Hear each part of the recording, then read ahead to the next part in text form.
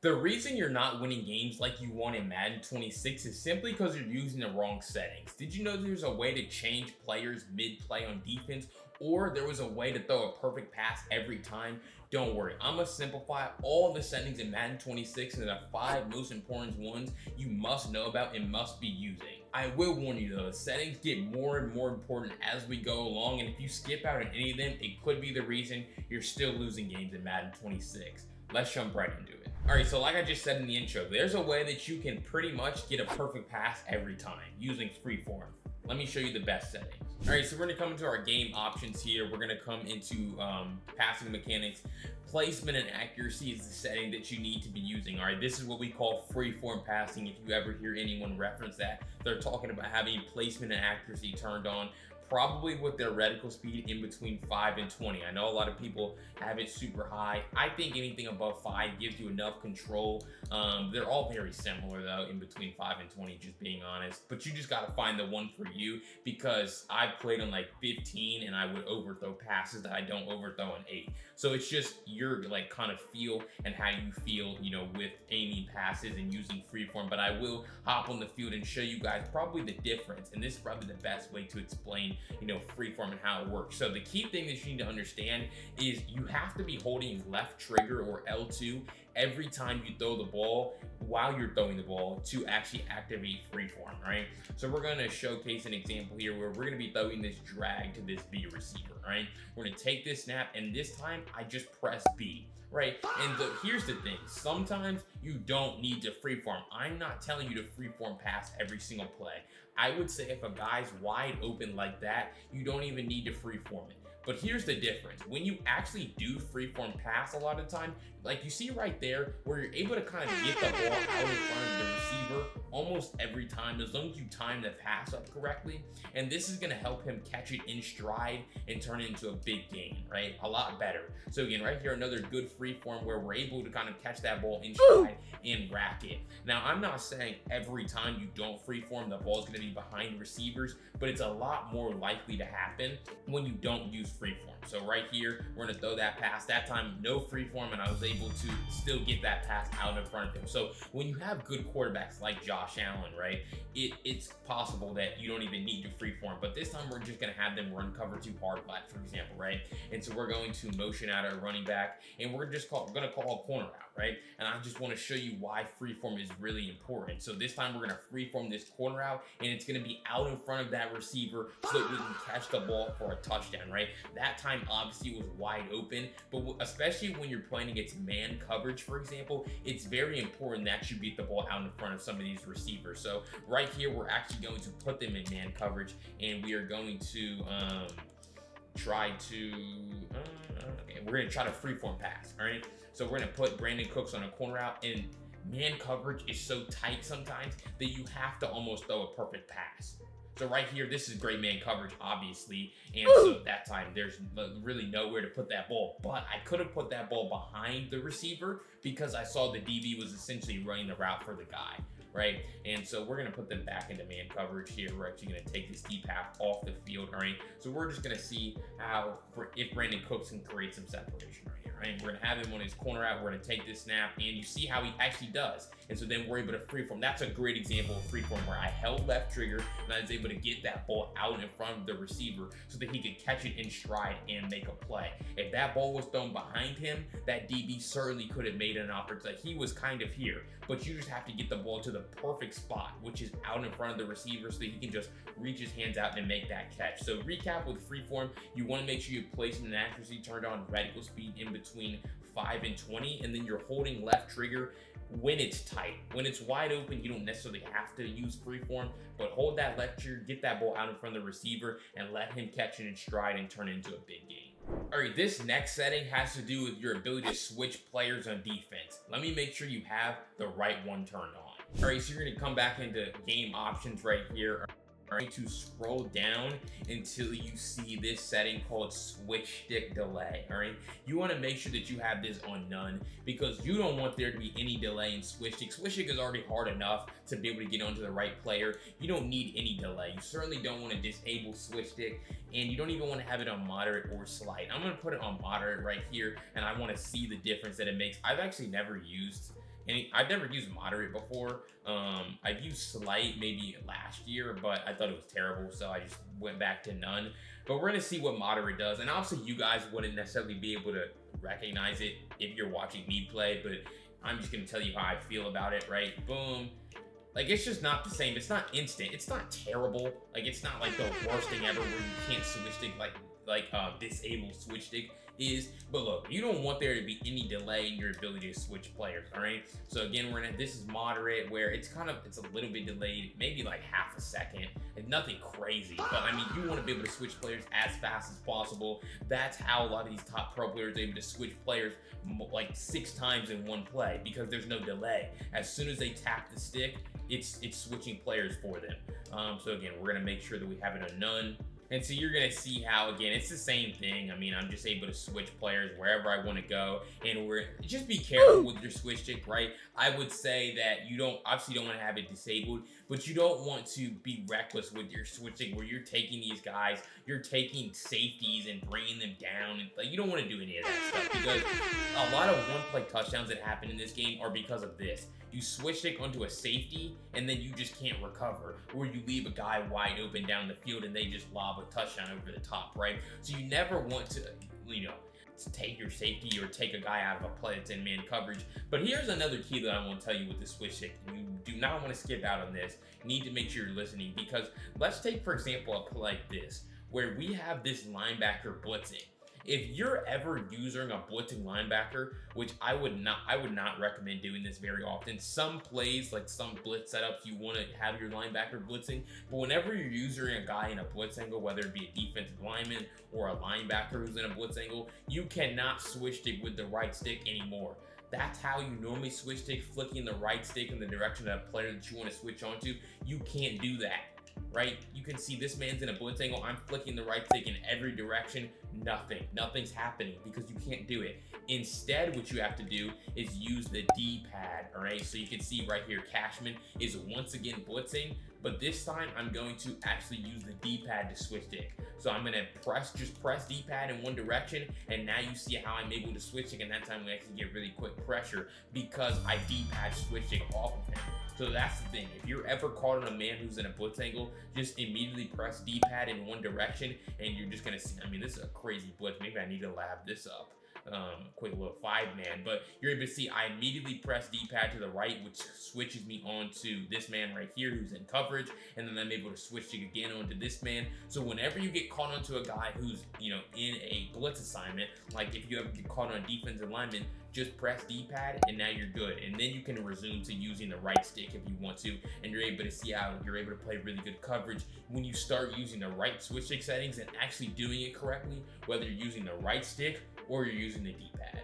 All right, so those first 2 settings don't even compare to the last 3 that I'm about to show you in their level of importance. But if you want all of these settings, my full settings guide in written form, go to the link down below in the pinned comment and grab my written tactical breakdowns by joining Madden University for only $1 in your first month. Please, don't let $1 be the reason you're still using the wrong settings and losing games here in Madden 26. Again, go to the link down below in the pinned comment and use code VOLT at checkout to get your first month for only $1.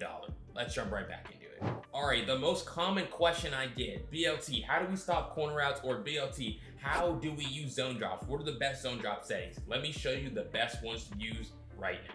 All right, so there's a couple of different use cases for zone drops and when you want to deploy these. All right, so what I would say is if you're just trying to not touch your zone drops, you just want to play the game and play defense, run the coverage that EA gives you, you're not that advanced of a player, please just use flats default, curl flats 5, hooks on default. All right, this is going to essentially make all of these coverages play the way that they're supposed to, right? If you run cover 3, your curl flat, your purple zones are gonna sit at 5 yards, which is what you want them to do. You want them to play underneath a lot more and then, give up maybe the deeper sideline a little bit. You don't want them dropping back and just making offense really easy. But here's the thing, if you have your curl flats on 5, right, you're gonna see how people can just do this. And this is probably what they're doing to you, right? You're doing a good job of taking away the flat route to Dalton Kincaid here in this case, but they can just call street corner flat like this, and that corner route is going to get open on the sideline, obviously given that they have some more time to throw, right? But you can see how that's still valuable for you on defense, because if you take away the first read, you can bank on your pressure sometimes to get home before they can even throw the corner out, getting open in the sideline. But obviously you can't ever bank on randomness and sheds. So you have to actually deploy defenses and use the right zone drop settings to be able to defend both of them, right? And that's where cover 2 becomes valuable, because now you can put your flats on 25, right? You can come into Tampa 2, and then you're gonna have them call the same basically street corner flat play call. Right, they're just gonna call this, where again, they're gonna put their slot receiver on a corner, they're gonna put B on a street, so something like this.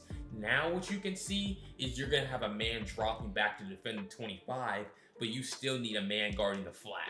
And that's why the 5-yard curl flat is still valuable, because now you're gonna put your slot corner in the curl flat, you're gonna use her over the middle of the field with pace, and now when they call this, regular play that you see all the time, you're gonna have a man dropping perfectly into that 25-yard area where that corner out's running, and he's pretty easily going to be able to take it away. So if we go ahead and look at the instant replay right here, you're gonna see how we're easily gonna be able to take away this flat with our 5-yard curl flat. Then we're gonna take away the corner out with our 25-yard flat zone, and then our deep half is obviously going to be right here to take away this corner out if they decide to throw it. And again, this is what I mean when I say you have to use her over the middle, because if they run a drag on the backside, they run a post, you need to be there over the middle of the field with your user. So essentially, a defense like this with these particular zone drop settings do a great job of stopping corner routes, because you're taking away both of their primary areas and their primary threats.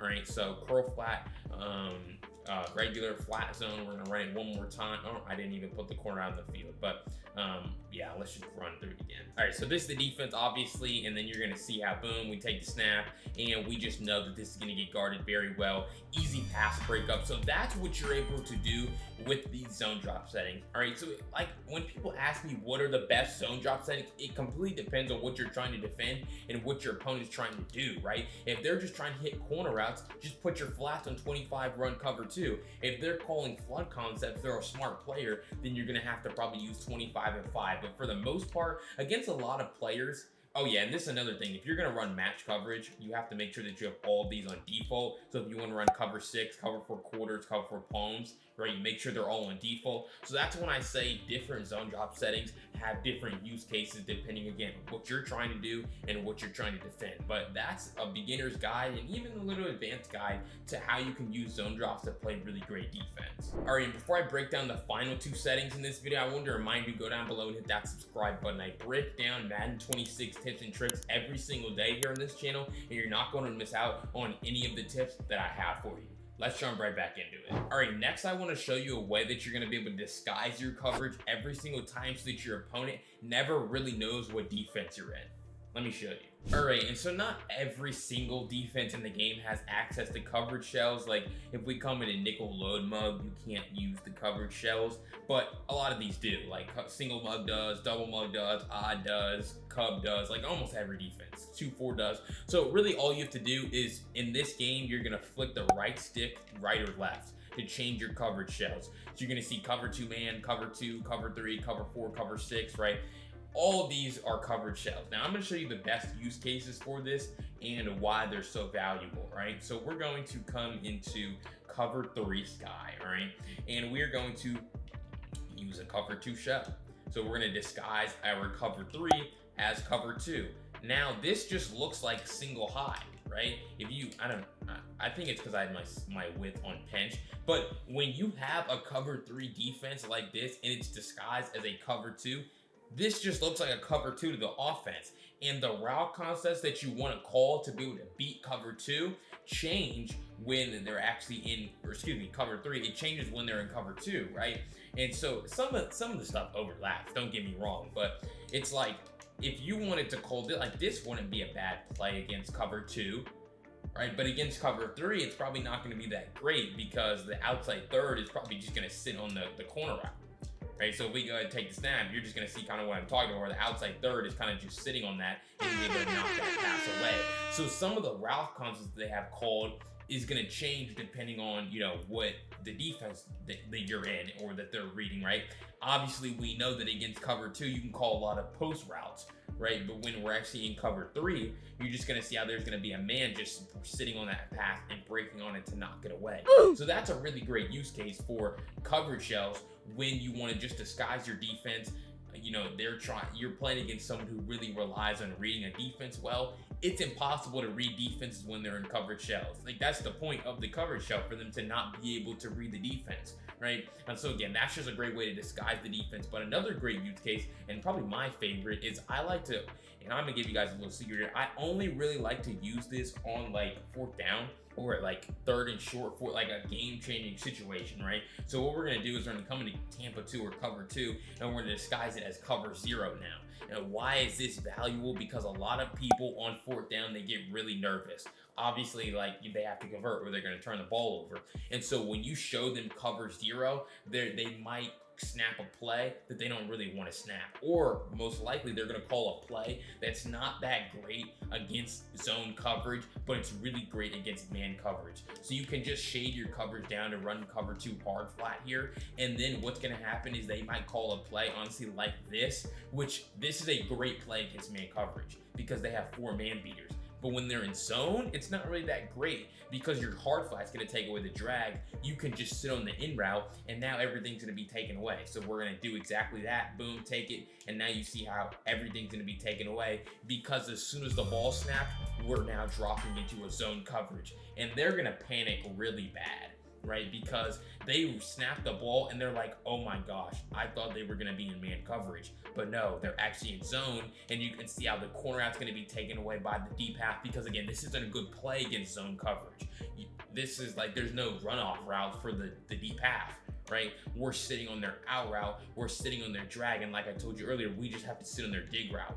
And it doesn't really matter what route concept they have called, right? Sometimes they might call a play that's a little bit better against zone coverage, but for the most part, when you show them cover 0 and then you drop into cover 2, it's over for them. Like, and that's why I say you only want to save this for a critical situation in game, because you can normally get them with this on the first time that you do this.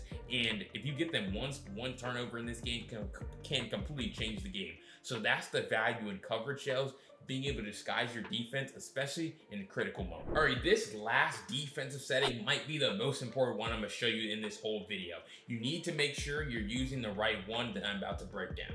Let me show you. All right, it's actually 2 settings that I want to break down here. All right, the first one is going to be auto flip defensive play call. I've heard some rumblings in my comment section, like you should be using this setting for auto flip, this setting, right? The best one you want to use, I would say 95% of the time, 95% of plays I call, I have auto flip on. All right, the only time that you want to turn auto flip off, and this is why people do it sometimes, you now have the ability to flip your play.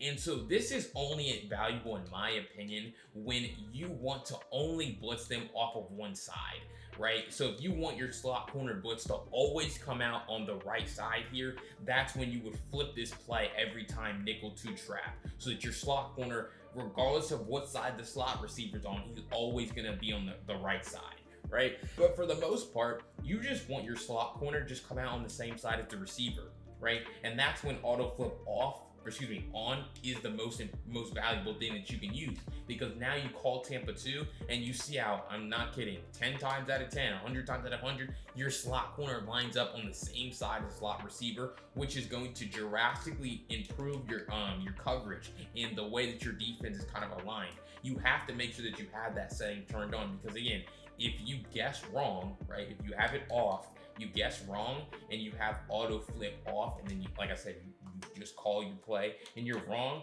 well, now they have their slot receiver on this side, right? And so again, if they go ahead and flip their play, your slot corner is going to be on the wrong side if you guess wrong. Now right here I guessed right, so clearly he's on the right side. But imagine if the defense looked something like this, right? And this isn't like the end of the world if he's over here, but obviously, like, I don't really want, and he's just not going to stay, but I don't want my slot corner a lot of the time on the opposite side of their slot receiver, because now I can't really man him up. Now the defense is just a lot different. So like I said, there's specific use cases for having auto flip off, again, when you want to specifically blitz them off of one side every single time, regardless of how they line up. But for the most part, having it on is the way to go. But the second setting that I want to break down is cornerback matchups and making sure that you have this unbalanced. All right, and the reason for this is because if they go ahead and call any play and they know huddle their play, right? So your defense is going to come out like this on the first time, right?